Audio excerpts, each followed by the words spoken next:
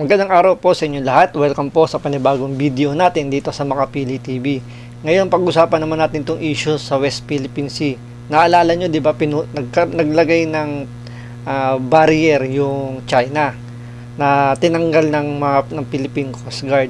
Ngayon ito pag-usapan natin ano ba nangyari sa issue na to at ano ba yung sa tingin natin na pwedeng maging resulta ng ginawang aksyon ng Pilipinas. Ni Defense Secretary Gilbert Teodoro ang babala ng China na iwasan daw nating maghanap ng gulo.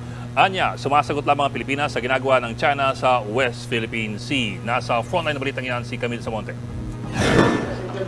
Sa gitna ng pagdinig sa Senado kaugnay sa 229 billion pesos na 2024 proposed budget ng Department of National Defense, bumwelta si DND Secretary Gilbert Teodoro sa pahayag ng Chinese Foreign Ministry kahapon na wag daw maghanap ng gulo ang Pilipinas kaugnay sa isyu ng Scarborough o Panatag Shoal. Kasunod yan ang pagputol ng Philippine Coast Guard sa floating barrier na inilatag ng China. Hindi po tayo nagpro-provoke sa kanila. Nagre-react lang tayo sa ginagawa po nila. So sila po nangunguna. Sila po ang maharang ng ating mangingisda. Sila po ang naglagay ng barrier doon sa Scarborough. Kapag pinabayaan daw ang China, baka sakupin na rin nila pati ang Benham Rice na nasa silangan ng Pilipinas. Nakikita natin, itong West Philippine Sea po ang focus. Pag hindi po natin pinatatag ang ating sandatahang lakas, baka naman po sa Philippine Rice mangyari pag naunahan tayo. Sa ngayon, binabalanse pa rin daw ng gobyerno ang Basta wag nyo lang pakikialaman yung Japanese rice, ha? Kasi sarap-sarap na nun pag pinakialaman natin. Biro na. Resolba sa issue. Mabuti rin naman na, siyempre may takot ang tao dahil ayaw ng conflict. Baka ako rin naman, hindi naman ako walang takot. Ngunit, meron mga aksyon ang China na hindi natin pwedeng palampasin. Kung hindi, tutuloy-tuloy ito at sisisihin tayo ng ating mga anak. Agad lumusot sa Senate Finance Committee ang hinihinging budget ng DND. Sa isang executive session naman, idinetalye kung magkano ang pondong idadagdag para sa AFP modernization, intelligence at confidential funds. Patuloy mo na lang. Samantala, kahit bukas na ulit ang entrada ng Scarborough Shoal, nangangamba naman ang AFP Western Command na baka maglagay din ng floating barriers ng China sa Ayungin Shoal kung nasaan ang BRP Sierra Madre. Ilang ulit nang hinaras ng China ang resupply vessels ng Pilipinas na pumupunta roon. If they do that in Ayungin, we also have to remove the barriers and we do not have to wait for the order of the President to remove that. Para maiwasan yan, plano ng Westcom na dalasan at damihan ang pagpapatrolya ng Philippine Navy sa West Philippine Sea. Malaking bagay din daw kung sasabayan ng mga Pilipinong mangingisda ang dami ng Chinese militia vessels tumatambay sa dagat na sakop ng Exclusive Economic Zone ng Pilipinas. Sabi naman ni retired Supreme Court Associate Justice Antonio Carpio, pwedeng singilin ng Pilipinas ang China sa paulit-ulit nitong harassment. May karapatan daw tayong humingi ng danyos sa China sa pagkasira ng corals sa Rosal Reef at Sabina Shoal, kahit hindi na magsampa ng ikalawang arbitration case sa The Hague. The ruling of the tribunal stated that the entire Scarborough Shoal is a common fishing ground, no? And that includes the lagoon. What China is doing, they're allowing their own fishermen, Chinese fishermen, to enter the lagoon while preventing the Filipino fishermen from going inside. Una nang itinanggi ng China na sila ang nanira ng mga bahura. Nagbabalita mula sa Frontline, Camille Samonte, News 5. Tulad niyan, tinanggi ng China na sila yung dahilan bakit nasira yung mga corals doon. May magagawa ba ang Pilipinas? Hindi sa parang suko na. Pero nangyayari kasi once na tinanggi nila tapos na eh. Wala namang wala talagang patutunguhan eh. Ang pinaka the best way talaga diyan, bantayan, maglagay tayo diyan ng parang permanente na magbabantay. Para anytime pwede silang radyohan ng radyo, mapipigilan na. Kasi ang nangyayari diyan, ang China hindi naman umaalis sa pwesto eh. Tayo lang ang umaalis sa pwesto, so napapasukan tayo ng mga sasakyan nila. 'Di ba? Parang parking lot eh. Once na walang nakalagay diyan na no parking, mayroon magpa-park diyan. So, yun yung pinaka-the best way na kailangan talagang gawin. Lagyan natin ng magbabantay. Alam mo, ito, tungkol dun sa issue na yan. Tama ba na tanggalin natin yan? Alam mo, nung tinanong natin kay Sas yan, ang sagot lang naman niya simple lang eh. Chess moves lang yan. Ibig sabihin, isipin mo na lang, pag ginawa natin yan, may gagawin sila. Pag may ginawa sila, may gagawin tayo yan. Tapos may ginawa tayo, may gagawin naman sila. Ganun lang naman kasimple yan eh. Di ba? Lagi yun. Kaya nga sila naglalagay ng ganito kasi may ginawa tayo. Oh. Hindi ko sinasabing tayo nagsimula. Wala akong sinasabing tayo nagsimula ng ano, kaya ganito. Ang nangyayari, lagi lang tayong action, action, action, action. Kasi, what do we expect? If we do something, they would do also something, di ba? Pareho. Pareho tayo. Kaya nga, the best way niyan is go back to the negotiating table.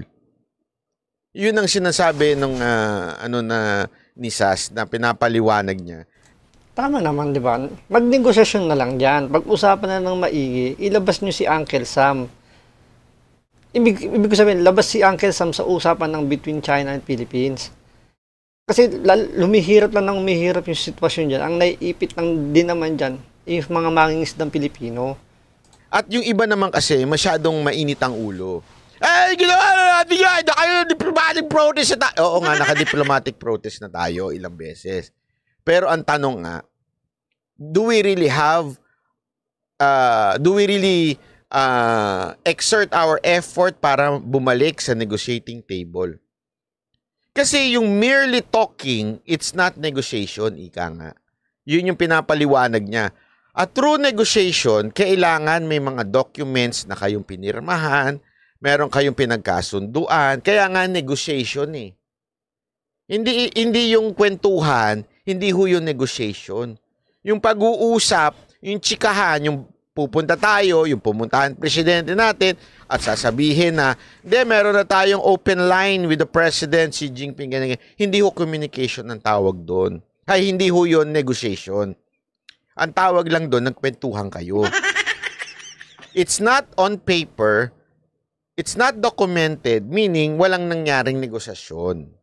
Hindi pa pwedeng balikat. At ang problema nga na sinasabing paulit-ulit ng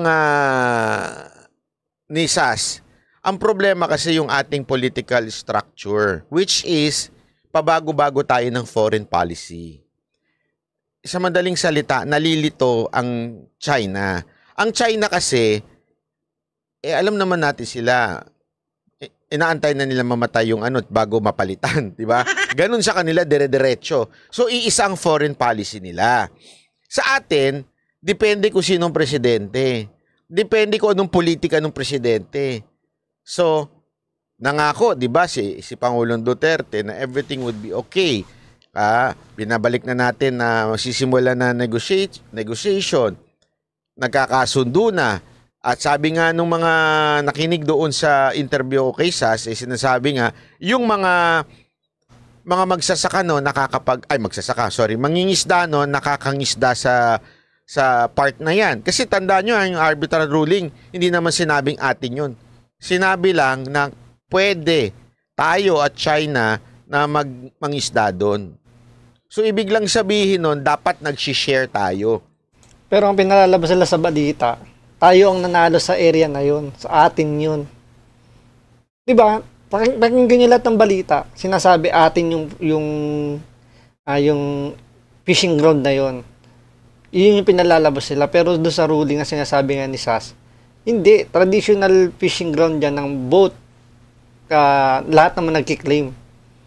Hindi lang tayo, hindi lang yung China. So, dito makikita nyo talagang kulang. May kulang sa information na binibigay sa atin. Okay? So, dapat pinag-uusapan natin paano ba tayo maghahatian. Kasi siyempre, gulangan yan. Totoo naman kahit nga sa paghahatian, gulangan pa eh. Diba? Hindi, amin na to. Hindi, dito sa amin, party namin to. Hindi, party. Kaya nga, merong dapat negotiation na nagaganap. Formal negotiation. Etong ganun, kasi amin yan, o dito lang kayo, dito kami para hindi tayo nagbabanggaan. O kaya share tayo dito. Dapat may negotiation. Wala daw negotiation na ganun na naganap. This past few, I think decades kasi nung part ni Pinoy parang wala din eh. So more or less, magulo ang setup. Kaya, chess move tayo ngayon. Pag minove natin yung pawn, minove natin yung bishop natin, sila rin ganun. Sila rin ganyan. Sumasagot-sagutan lang, ika nga. Ang nangyayari, nag-e-escalate. Yung, ngayon, naglagay silang tali. Puputulin natin. Anong susunod? Bobombahin tayong tubig. Anong gagawin natin? Naintindihan niyo ibig ko sabihin?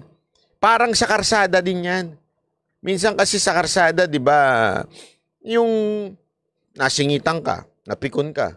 Ikaw din, sisingit yan. Sisingit yan. Hanggang sasabihin mo, bubusinahan mo na siya. Magagalit ito siya. Ba't mo ako binusinahan?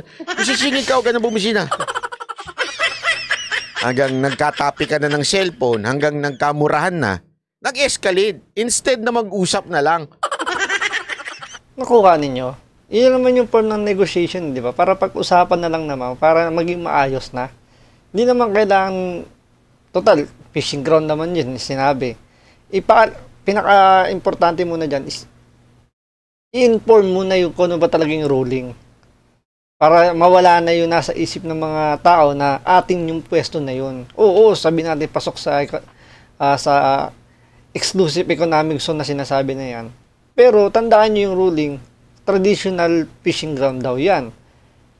Kaya hindi nga kinikilala ng China eh, 'di ba? Yung ruling na yun eh. Sinasabi na siguro alam nila na ganyan yung ibig sabihin, kaya hindi nila kinikilala. So, abangan po natin iba pang susunod na update dito sa issue na to. So, maraming salamat po.